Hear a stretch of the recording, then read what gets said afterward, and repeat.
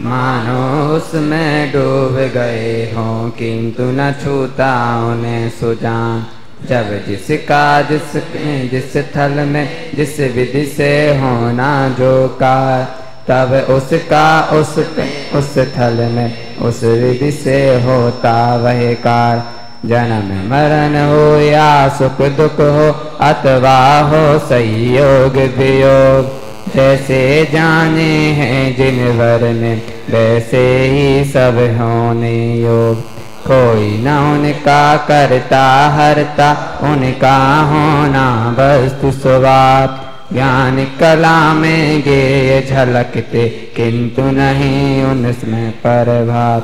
अतः नहीं मैं पर का करता और न पर मेरा, सहज स्वयं निज क्रम से होती है मुझ में मेरी पर्यायों से दृष्टि पलटती भासित हो गायक भगवान। वस्तु स्वरूप बताया तुमने सत सत वंदन गुरु कहाँ, बताया तुमने सत सत वंदन गुरु कहाँ। क्रमबद्ध पर्याय अनुशीलन के आधार से कल तक हम ये बात कर चुके हैं कि न केवल ज्ञान के माध्यम से भविष्य को जाना जाता है, अपितु छद्मस्त जीव भी मतिश्रुत ज्ञान के माध्यम से ज्योतिष आदि निमित्त ज्ञानों के द्वारा भविष्य की बातों को जान लेते हैं। अवधि ज्ञान और मनपर्य ज्ञान भी अपनी अपनी मर्यादा में रहते हुए भविष्य को जानते ही हैं। सर्वज्ञ कथित जिनागम इन सब बातों से, अनगिनत बातों से भरा पड़ा है। सर्वज्ञ भगवान की भविष्यज्ञता से इनकार करने का अर्थ संपूर्ण जिनागम को तिलांजलि देना होगा। कल कर चुके हैं हम ये सब बातें। भाई आप सर्वज्ञ को ही नहीं माने तब तो फिर हम आपसे क्या कहें। लेकिन यदि आप सर्वज्ञ को मानते हैं तो आपको उनको त्रिकालज्ञ भी मानना होगा। और यदि सर्वज्ञ भगवान तीनों कालों को जानने वाले हैं, जैसा कि सर्वद्रव्य पर्यायेषु केवलस्य कहा गया है, तो फिर बिल्कुल स्पष्ट है कि भविष्य की समस्त पर्यायें भी उनके ज्ञान में झलक रही है। और जो जो देखी वीतराग ने सो सो होसी बीरा रे।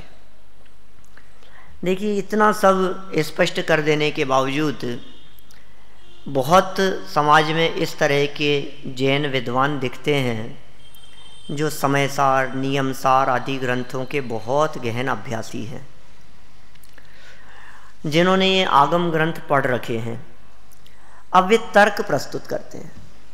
वो कहते हैं कि हाँ सर्वज्ञ तो होते हैं, हम मानते हैं भगवान वीतरागी सर्वज्ञ, हमें थोड़ी ना ऐतराज है उसमें। लेकिन सर्वज्ञ का मतलब क्या होता है? सर्वज्ञ माने जो अपनी आत्मा को जाने वो सर्वज्ञ। और लोकालोक को जानना वो तो व्यवहार है, उसमें क्या दम है? ये बात उन अन्य मतावलंबियों ने, अन्य मतावलंबी माने जो क्रमबद्ध पर्याय को नहीं मानते, उन्होंने इस प्रकार के तर्क प्रस्तुत किए। देखिए पहले उनके तर्क पढ़ते हैं, फिर उनका जवाब अपन देंगे।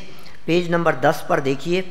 अत्यंत स्पष्ट आगम प्रमाणों एवं अकाट्य युक्तियों से आहत कुछ लोग इन प्रबल प्रहारों से बचने के लिए नियमसार गाथा 159 159 इसका सहारा लेते हैं, जो कि इस प्रकार है। नियमसार की 159वीं गाथा बोलिए। पसदि सवं भवहारिणयेण केवली भगवं केवल राणी जानती पसदि नियमेण अपारम। जानदी जानते हैं, पसदि देखते हैं, सवम सबको, व्यवहारणयेण व्यवहार नय के द्वारा, व्यवहार नय से, केवली भगवम केवली भगवान। और केवल राणी जानदी पसदि नियमेण अपाणम। केवल ज्ञानी सबको व्यवहारने से जानते देखते हैं और निश्चय से अपनी आत्मा को ही जानते देखते हैं। बोलो, ये केवल यानी की व्याख्या की नियमसार 159 नंबर की गाथा में।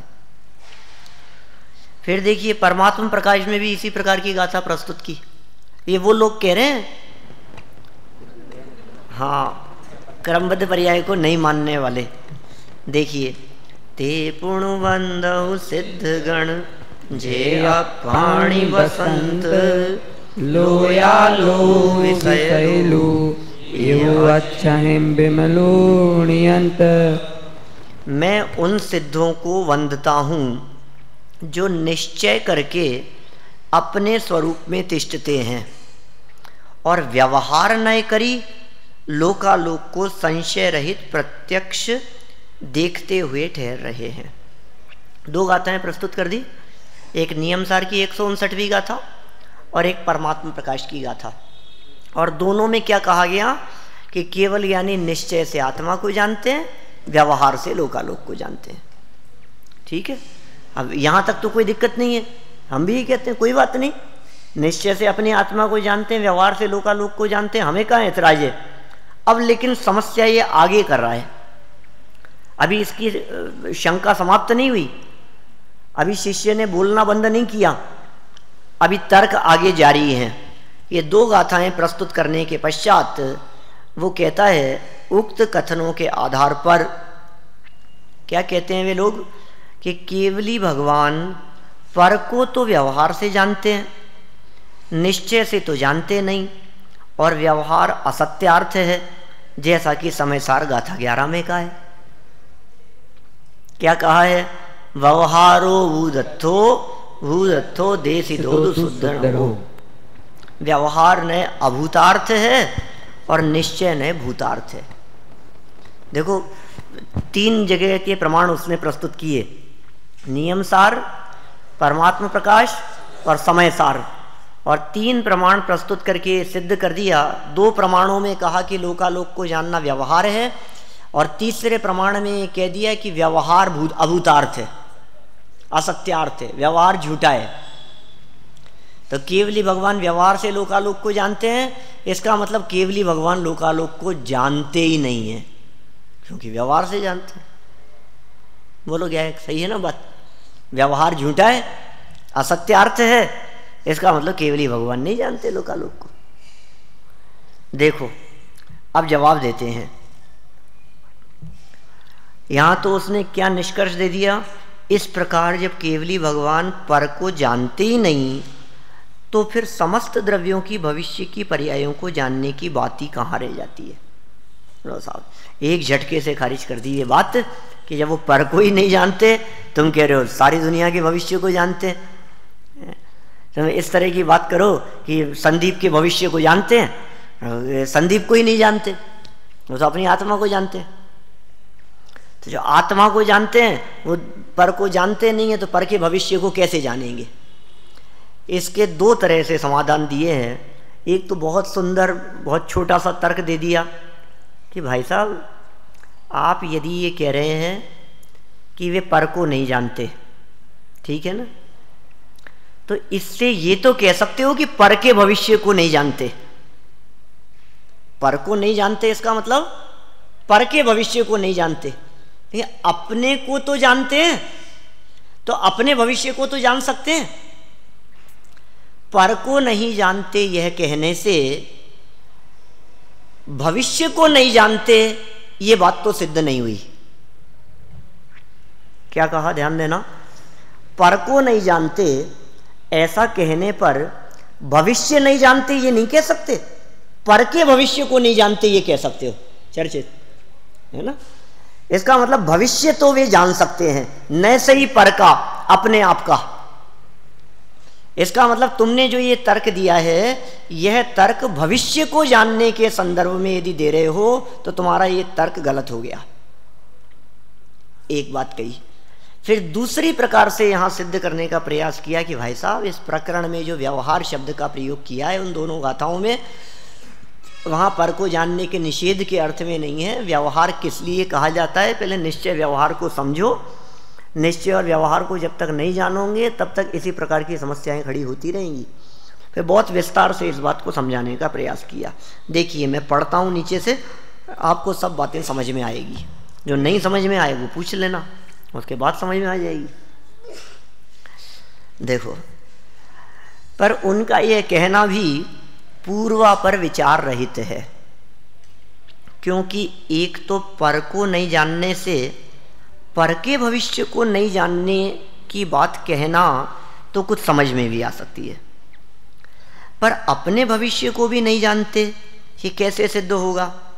अतः यह सिद्ध नहीं हो सकता कि वे भविष्य को नहीं जानते। एक बात तो ये हो गई, समझ में आ रही है बात? कठिन तो नहीं है। देखो, दूसरी सर्वाधिक महत्वपूर्ण बात यह है कि उन्होंने उक्त कथनों के मर्म पर ध्यान ही नहीं दिया है। यदि उक्त कथनों को पूर्वापर अच्छी तरह देख लिया जाए तो सब कुछ स्पष्ट हो जाता है। उक्त संपूर्ण कथन स्वाश्रितो निश्चय है, पराश्रितो व्यवहार है। स्वाश्रित कथन को निश्चय और पराश्रित कथन को व्यवहार कहते हैं। इन परिभाषाओं को ध्यान में रखकर किया गया है, जैसा कि नियमसार की उक्त गाथा की संस्कृत टीका में स्पष्ट उल्लेख है। देखिए क्या लिखा, जिसमें स्वयं की ही अपेक्षा हो वह निश्चय कथन है, जिसमें पर की अपेक्षा आवे वह व्यवहार कथन होता है। अतः केवली भगवान अपने आत्मा को देखते जानते हैं, यह निश्चय कथन हुआ, और वे पर को देखते जानते हैं, यह व्यवहार कथन हुआ। उक्त कथन का तात्पर्य मात्र इतना है, वे पर को व्यवहार से जानते हैं। इसका यह अर्थ कदापि नहीं कि वे पर को जानते ही नहीं है। कुछ समझ में आई क्या बात कही है यहाँ? देखो, निश्चय किसे कहते हैं? स्वाश्रितो। स्वाश्रित कथन यदि करेंगे तो वो निश्चय है, और पराश्रितो व्यवहार है। पराश्रित कथन होगा तो व्यवहार है। ये स्वाश्रित पराश्रित क्या होता है? जैसे मान लीजिए किसी की चर्चा करें हम, उसकी चर्चा उसके व्यक्तिगत गुण धर्म के आधार पर करें, व्यक्तिगत क्वालिटी के आधार पर करें, तो हम कहेंगे ये इसका निश्चय से कथन है। और व्यवहार से कथन करना हो तो पर की अपेक्षा से करो। ये कहाँ का रहने वाला है, किसका भतीजा है, किसका बेटा है, किसका मित्र है, कहाँ से बिलोंग करता है, इसकी संपत्ति कैसी है, पैसा है कि नहीं है, कितना वैभव है, क्या करता है, कौन सी, ये सब क्या कथन होंगे? ये पराश्रित कथन होंगे।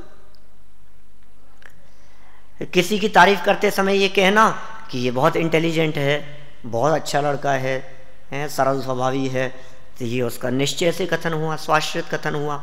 और हम ये कहें कि अरे ये तो उन पंडित जी का भतीजा है, ये बताइए वहाँ का रहने वाला है, तो ये पराश्रित कथन हो गया। उस जगह से, उस क्षेत्र से, दुकान से, बिजनेस से, जमीन जायदाद से, उससे तो वो भिन्न नहीं है ना, तो उनके आधार पर कथन करना ये पराश्रित कथन हो गया। यहाँ जो स्वाश्रित शब्द का प्रयोग किया है, जो आत्माश्रित शब्द का प्रयोग है, वो आत्मा के लिए नहीं है, जिस वस्तु की चर्चा चल रही हो उसके आश्रित। जैसे देखिए, मैं आपसे कहूं धर्म द्रव्य किसे कहते हैं? बोलो, धर्म द्रव्य की क्या परिभाषा है?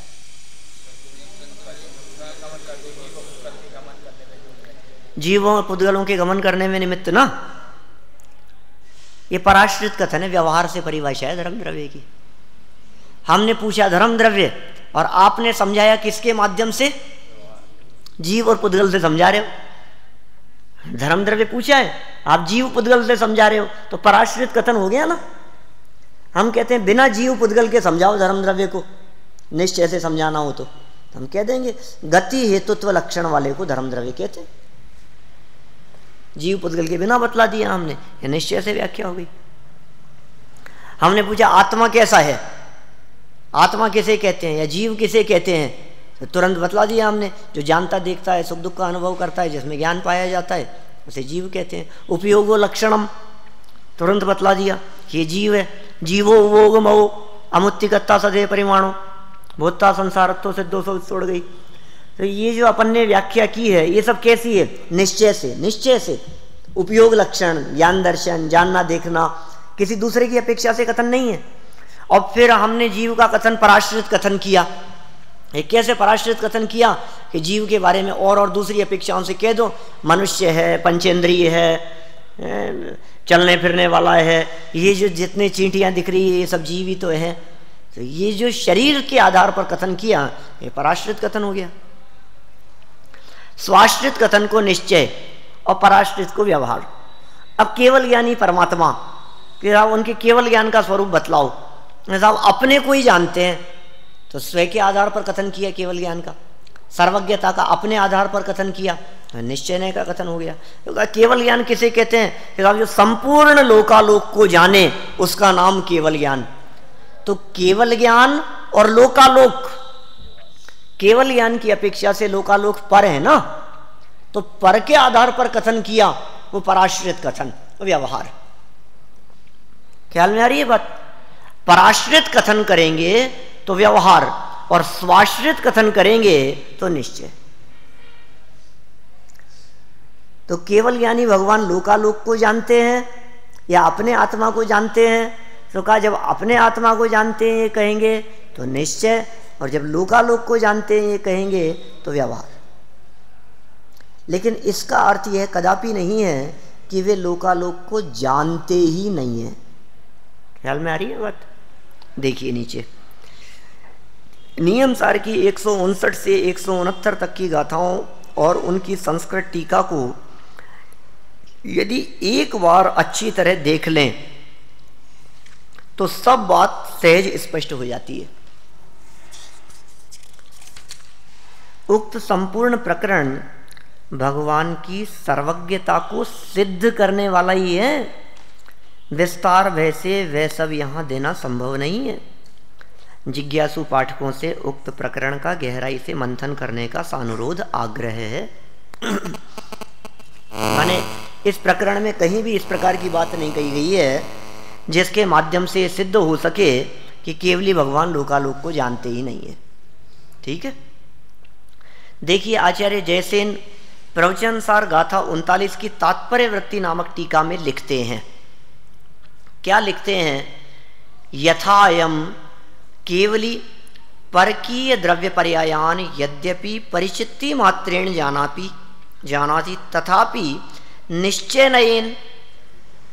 देखो क्या कहा, तथा अयम, यहाँ क्या कहना चाह रहे हैं कि केवली भगवान जो हैं जिस प्रकार परकीय द्रव्य पर्यायान दूसरों के द्रव्य पर्यायों को यद्यपि परिचित्ति मात्रेण जानाति, सिर्फ ज्ञप्ति, सिर्फ जानन मात्र, तथापि निश्चयनयेन, निश्चयनय से सहजानंदेक स्वभावे स्वशुद्धात्मनि तन्मयत्वेन परिचित्तिम करोति तथा निर्मल विवेकी जनोपि यद्यपि व्यवहारेण परकीय द्रव्य गुण पर्याय परिज्ञानम करोति। बहुत सुंदर मार्मिक बात कह दी है यहाँ। क्या कह रहे हैं जैसे आचार्य? निर्मल विवेकी जनोपि, माने सम्यक दृष्टि ज्ञानी जीव भी जिस अपेक्षा से केवली भगवान का लोकालोक को जानना व्यवहार है, ठीक उसी प्रकार से छद्मस्त जीवों का भी, निर्मल विवेकी जीवों का भी, सम्यक दृष्टि जीवों का भी, 5वें 6वें 7वें गुणस्थानवर्ती जीवों का भी पर को जानना व्यवहार है। जिस अपेक्षा से केवली ज्ञानी को व्यवहार कहा ना, पर को जानना, उस अपेक्षा से सम्यक दृष्टियों का भी पर को जानना व्यवहार है। यद्यपि व्यवहारेण परकीय द्रव्य गुण पर्यायम परिज्ञानम करोति तथापि निश्चयेन निर्विकार स्व संवेदन पर्याय विषयत्वात् पर्यायेण परिज्ञानम करोति इति सूत्र तात्पर्यम। ये सूत्र का तात्पर्य 39वीं गाथा की टीका में जैसे आचार्य लिखते हैं ये बात। देखिए नीचे पढ़ता हूं मैं, अभी और स्पष्ट होगी ये बात। जिस प्रकार केवली भगवान परकीय द्रव्य पर्यायों को यद्यपि परिचित्ति मात्र रूप से जानते हैं, परिचित्ति मात्र रूप से जानते हैं मतलब ज्ञेय रूप से, ज्ञप्ति क्रिया रूप से, बस सिर्फ जानन मात्र, तथापि निश्चय नय से सहज आनंद रूप एक स्वभावी शुद्धात्मा में ही तन्मय होकर परिचित्ति करते हैं। ये बात तो कही केवली के भगवान के संदर्भ में।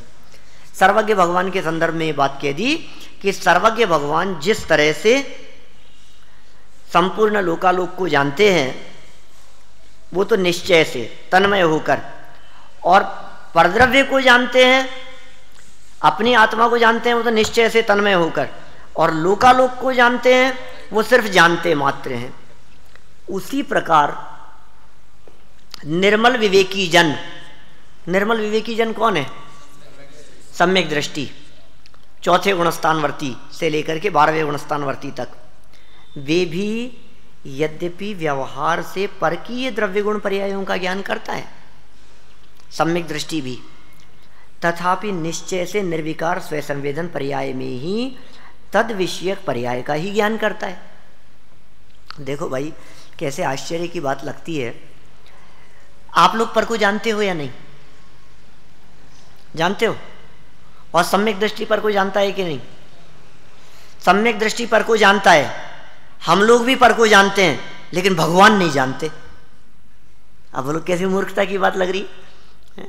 हम तो जान रहे हैं माई के, हम तो पर पदार्थ को जानते हैं, और केवल ज्ञानी नहीं जानते हैं। कैसा मूर्ख है ना, कैसी बात कर रहा है। अच्छा, अवधि ज्ञान जानता है कि नहीं पर पदार्थ को? अरे क्या बात करते हो, पर को ही जानता है। अवधि ज्ञान आत्मा को तो जानता नहीं है।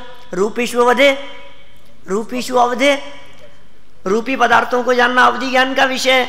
माने अवधि ज्ञान आत्मा को नहीं जानता, अवधि ज्ञान रूपी पदार्थों को ही जानता है। और मने पर्यय तदनंत भागे मने पर्यय से, अवधि ज्ञान और मने पर्यय ज्ञान तो पर को जानते हैं, मति श्रुत ज्ञान भी पर को जानते हैं, लेकिन जब केवल ज्ञान हो जाता है ना तो पर को जानना बंद हो जाता है। क्या होगा? मैं जान रहा हूं सामने कौन कौन विद्यार्थी बैठे हुए हैं, और केवल ज्ञानी नहीं जानते उनके बगल में बैठे हुए को।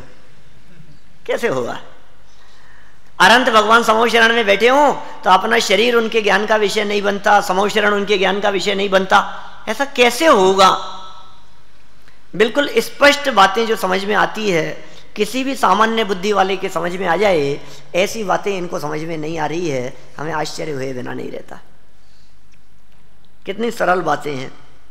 देखो आप, उक्त कथन के अनुसार जिस अपेक्षा से केवली भगवान मात्र अपने को जानते हैं, पर को नहीं, उस अपेक्षा से अर्थात निश्चय नय से तो सम्यक दृष्टि भी मात्र अपने को ही जानते हैं, पर को नहीं। अपेक्षा वही लगानी पड़ेगी। अतः यदि आप सर्वज्ञ का पर को जानना असत्य मानेंगे तो फिर सम्यक दृष्टि ज्ञानी का भी पर को जानना असत्य मानना होगा, जो कि प्रत्यक्ष सिद्ध है। आशा है ज्ञानियों का पर को जानना आपको भी अस्वीकृत ना होगा। हम ये उम्मीद करते हैं कि ज्ञानी लोग पर को जानते हैं, आप इस बात को स्वीकार करते होंगे। दूसरी और बात कह रहे हैं, और महत्वपूर्ण तर्क दिया, बहुत सुंदर तर्क दिया है। दूसरा, केवली भगवान स्वयं को तन्मय होकर जानते हैं, परंतु पर को जानते तो हैं, पर उनमें वे तन्मय नहीं होते। क्या? वे जानते तो हैं पर को, लेकिन तन्मय नहीं होते। इस कारण भी उनका पर को जानना व्यवहार कहा जाता है। यह बात परमात्म प्रकाश अध्याय 1 गाथा 52 की टीका में आचार्य देव लिखते हैं। देखिए क्या कहते हैं। बहुत सुंदर टीका की है और बहुत सुंदर तर्क प्रस्तुत किया है तन्मयता के आधार पर। कश्चिदाह, कोई पूछता है, कश्चिदाह कोई पूछता है, किसी ने पूछा। क्या पूछा? क्या प्रश्न किया? यदि व्यवहारेण लोकालोकम जानाति, यदि व्यवहार नहीं के द्वारा लोकालोकम, लोकालोक को जानाति, जानते हैं, तरही तो व्यवहार नयन सर्वज्ञत्वम, व्यवहार नय से ही सर्वज्ञता को, नच निश्चय नयनेति। यदि व्यवहार नय से ही लोकालोक को जानते हैं तो सर्वज्ञता किस आधार पर कहो कि व्यवहार से ही सर्वज्ञ है, निश्चय से सर्वज्ञ भी नहीं है? यही कहोगे ना आप। देखो, परिहारम आह, उसका परिहार करते हैं, समाधान करते हैं। यथा अर्थात जिस प्रकार स्वकीयम आत्मानम, अपने आत्मा को तन्मयत्वेन जानाति तथा परद्रव्यम तन्मयत्वेन न जानाति। यथा स्वकीयम आत्मानम, जिस प्रकार अपने आत्मा को तन्मयत्वेन जानाति, तन्मय होकर के जानते हैं, तथा उस प्रकार परद्रव्यम तन्मयत्वेन न जानाति, परद्रव्य को तन्मय होकर के नहीं जानते। अपनी आत्मा को तो तन्मय होकर के जान रहे थे, अपनी आत्मा को तो लीन होकर के जान रहे थे, उस तरह से पर में तन्मय होकर के नहीं जानते। तीन कारणेन व्यवहारो भन्यते न च परिज्ञानाभावात्। बोलो, इससे ज्यादा क्लियर शब्दों के अंदर कुछ नहीं कहा जा सकता। तीन कारणेन व्यवहारो भन्यते, इस कारण से व्यवहार कहा जाता है। न च परिज्ञान अभावात्, कि जानते ही नहीं है इसलिए व्यवहार कह रहे हो, ऐसा नहीं है। जानते तो हैं लेकिन तन्मय होकर के नहीं जानते। तीन कारणेन व्यवहारो भन्यते। देखो क्या कहा, तीन कारणेन व्यवहारो भन्यते न च परिज्ञान अभावात्, ज्ञान का ही अभाव होने के कारण व्यवहार नहीं कहा जाता। चलो कोई बात नहीं, फिर एक और नई बात कहते हैं। कोई व्यक्ति ये कहे कि साहब पर को तन्मय होकर के जान लेवे तो क्या परेशानी है, क्या हो गया, क्यों नहीं जान लेते, लोकालोक को भी तन्मय होकर के जान लेवे निश्चय से। कहा देखो देखो क्या परेशानी आएगी। यदि पुनः निश्चयेन स्वद्रव्यवत तन्मयो भूत्वा परद्रव्यम जानाति। क्या कह रहे हैं, निश्चयेन, निश्चय से, स्वद्रव्यवत, अपने आत्मा के समान ही, तन्मयो भूत्वा परद्रव्यम जानाति, तन्मय होकर के परद्रव्य को जानते हो, तरहि तो क्या होगा, परकीय सुख दुख राग द्वेष परिज्ञातो सुखी दुखी रागी द्वेषी च स्यात् इति महद दूषणम प्राप्नोति इति। क्या कह रहे हैं, यदि स्वद्रव्य के समान ही परद्रव्य को भी वे तन्मय होकर के जानेंगे तो परद्रव्य के राग द्वेष और सुख दुख को तन्मय होकर के जानने के कारण स्वयं भी रागी द्वेषी होने का प्रसंग प्राप्त होगा, स्वयं भी सुखी दुखी होने का प्रसंग प्राप्त होगा। इतनी बड़ी समस्या खड़ी हो जाएगी। देख लो आप, जगत में भी ऐसा देखा जाता है, दुनिया में भी ऐसा देखा जाता है, जो जिसके साथ में जितने तन्मय होते हैं उनको उसके कारण उतना दुख होता है। अब यदि केवली भगवान लोकालोक को तन्मय होकर के जानेंगे तो कितने दुखी हो जाएंगे। जानते तो हैं लेकिन तन्मय नहीं होते। अरे कोई व्यक्ति ऐसा भी कहे कदाचित कि साहब तन्मय नहीं होते हैं, क्यों नहीं होते, तन्मय होकर के जान लेवे। कहते हैं तन्मय होना ये तो मिथ्यात्व का काम है। सम्यक दृष्टि भी पर को तन्मय होकर के नहीं जानता। तन्मय, तत्वमय, यही मैं हूं, शरीर ही मैं हूं, परद्रव्य भी ही मैं हूं। इस तरह से पर को तन्मय होकर के तो सम्यक दृष्टि ज्ञानी जीव भी नहीं जानते, तो केवल ज्ञानी कहां से जानेंगे। कैसा दूषण प्राप्त होता है। देखिए अर्थ पढ़ते हैं अपन नीचे। यदि केवली भगवान व्यवहारने से लोकालोक को जानते हैं तो व्यवहारने से ही उन्हें सर्वज्ञत्व भी हो, परंतु निश्चयने से नहीं। ये शंका थी। उत्तर, जिस प्रकार तन्मय होकर स्वकीय आत्मा को जानते हैं उसी प्रकार परद्रव्य को तन्मय होकर नहीं जानते। इस कारण व्यवहार कहा जाता है, न कि उनके परिज्ञान का ही अभाव होने के कारण। जानने का निषेध नहीं है, तन्मय होने का निषेध है। जानते तो हैं लेकिन तन्मय नहीं होते। यदि स्वद्रव्य की भांति परद्रव्य को भी निश्चय से तन्मय होकर जानते तो परकीय सुख दुख को जानने से स्वयं सुखी दुखी, दूसरे के दुख को तन्मय होकर के जानेंगे तो स्वयं दुखी हो जाएंगे। अरे नारकियों को तन्मय होकर के जानेंगे तो नारकी रूप अनुभव करेंगे।